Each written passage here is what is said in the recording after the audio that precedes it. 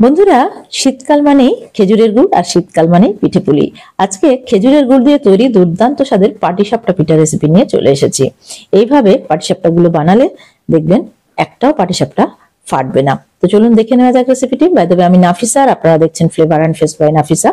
চ্যানেলের নতুন বন্ধু হলে রিকোয়েস্ট করবো চ্যানেলটাকে সাবস্ক্রাইব করে পাশে থাকা নোটিফিকেশন বেলটাতে ক্লিক করে দেবেন, যাতে পরবর্তী ভিডিওর আপডেট গুলো পেয়ে যেতে পারেন। যারা ফেসবুক পেজ থেকে দেখছেন তাদেরকে অনুরোধ করবো পেজটাকে প্লিজ ফলো করে দেবেন। তো শুরু করছি। প্রথমে আমরা ব্যাটারটা বানিয়ে নেব। তার জন্য একটা মিক্সিং বলে নিয়ে নিলাম 1 কাপ অর্থাৎ 200 গ্রাম চালের গুঁড়ি, অ্যাড করে দিলাম হাফ কাপ অর্থাৎ 100 গ্রাম ময়দা আর 1/4 কাপ সুজি, সামান্য একটু লবণ দিয়ে দিলাম, দিয়ে খুব ভালোভাবে মিশিয়ে নিচ্ছি। যতখানি আমরা চালের গুঁড়ি নিয়েছি তার অর্ধেক পরিমাণ ময়দা অ্যাড করেছি আর তার 1/4 ভাগ পরিমাণ সুজি অ্যাড করেছি।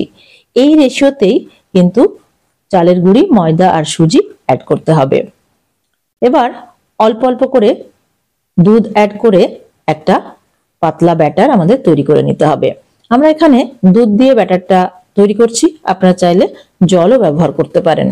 তো দুধটা আগে থেকে জাল করে ঠান্ডা করে নিয়েছিলাম, সেই দুধটাই অল্প অল্প করে বারে বারে মেশাতে হবে আর এইভাবে নাড়িয়ে নাড়িয়ে ব্যাটারটাকে তৈরি করতে হবে।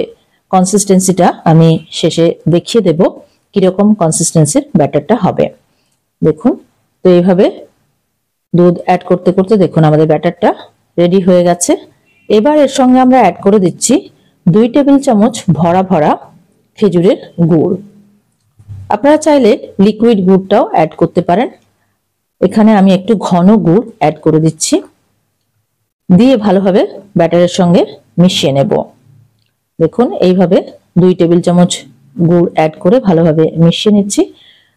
গুড় দিয়ে ছাড়া আপনারা চিনি দিয়েও করতে পারবেন, যদি গুড় দিয়ে না করতে চান সেক্ষেত্রে নিজেদের স্বাদ মতো একটু চিনি মিশিয়ে নেবেন। দেখুন ব্যাটারটা একদম রেডি হয়ে গেছে।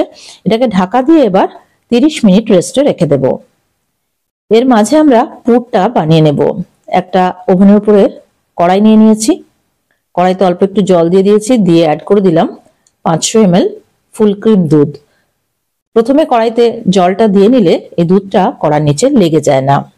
লিকুইড দুধটা হালকা গরম হয়ে গেলে এর সঙ্গে অ্যাড করে দিয়েছি হাফ কাপ অর্থাৎ 100 গ্রাম গুঁড়ো দুধ বা মিল্ক পাউডার। এটা দিয়ে খুব ভালোভাবে মিশিয়ে নিচ্ছি, এমন ভাবে মেশাতে হবে যেন কোনো লাম্পস না থাকে। তারপর হাই হিটে একটা বয়েল আসতে দেব। দেখুন বয়েলটা চলে এসেছে। বয়েল আসার পর ফ্লেমটাকে একটু কমিয়ে দিয়েছি, মিডিয়ামে করে দিয়েছি, দিয়ে একটা লেবু থেকে অর্ধেকটা নিয়ে তার রসটা চিপে এর সঙ্গে অ্যাড করে দিয়েছি। এই রসটা দিলে দুধটা একটু ছানা কেটে যাবে, তবে পুরোটা কিন্তু কাটবে না। এই অবস্থায় দেখুন, দেখতেই পাচ্ছেন অল্প অল্প ছানা কেটেছে, জল আর ছানা পুরোপুরি কিন্তু আলাদা হয়নি।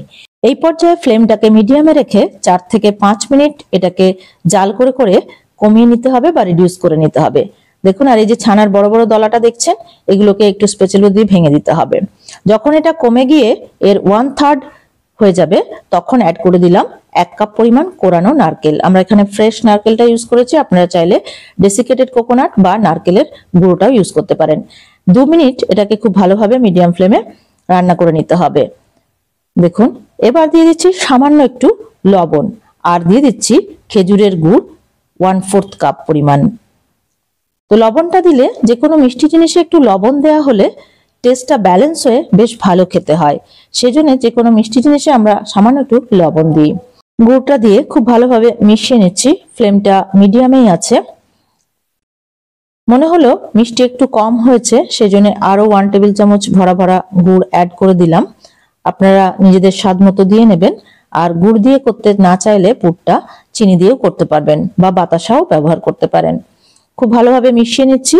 গুড়টা দিলে দেখবেন একটু পাতলা হয়ে যাচ্ছে, তারপরে আস্তে আস্তে এটাকে জাল করতে করতে ঘন হয়ে যাবে। যখন দেখবেন এরকম একটু পর্যায়ে চলে এসেছে তখন 1 চা চামচ পরিমাণ ঘি অ্যাড করে দিতে হবে। তারপরে মিনিট খানেক আরো রান্না করে নিতে হবে মিডিয়াম ফ্লেমে। দেখতেই পাচ্ছেন আমাদের পুরটা একেবারে রেডি হয়ে গেছে। নামিয়ে একটা প্লেটে এটাকে ঢেলে একটু ঠান্ডা করে নেব। তো এইভাবে একটু ছড়িয়ে দিচ্ছি যাতে তাড়াতাড়ি ঠান্ডা হয়ে যায়। এদিকে ব্যাটারটাকে একটু চেক করে নিচ্ছি। 30 মিনিট হয়ে গেছে।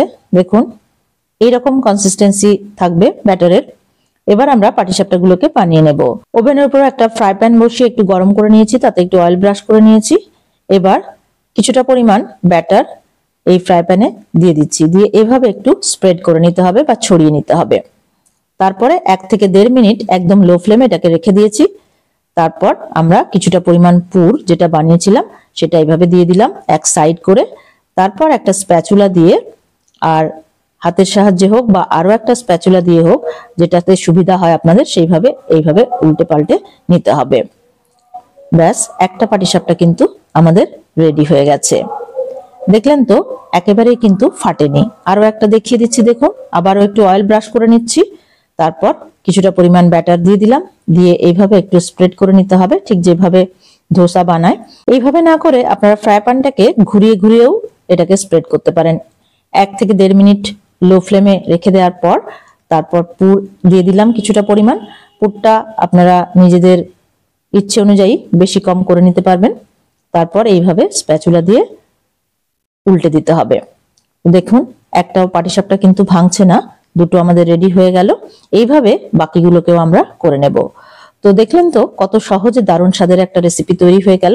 এইভাবে বাড়িতে একবার বানিয়ে দেখুন, কেমন হলো কমেন্ট করে জানাতে কিন্তু ভুলবেন না। আর ভিডিও ভালো লেগে থাকলে প্লিজ একটা লাইক করবেন, ফ্রেন্ডস আর রিলেটিভদের মধ্যে অনেক অনেক শেয়ার করবেন, আর চ্যানেলটাকে সাবস্ক্রাইব করে আমাদের পাশে থাকবেন। যারা ফেসবুক পেজ থেকে দেখছেন তাদেরকে অনুরোধ করব পেজটাকে প্লিজ ফলো করে দেবেন। Thank you so much for watching. By.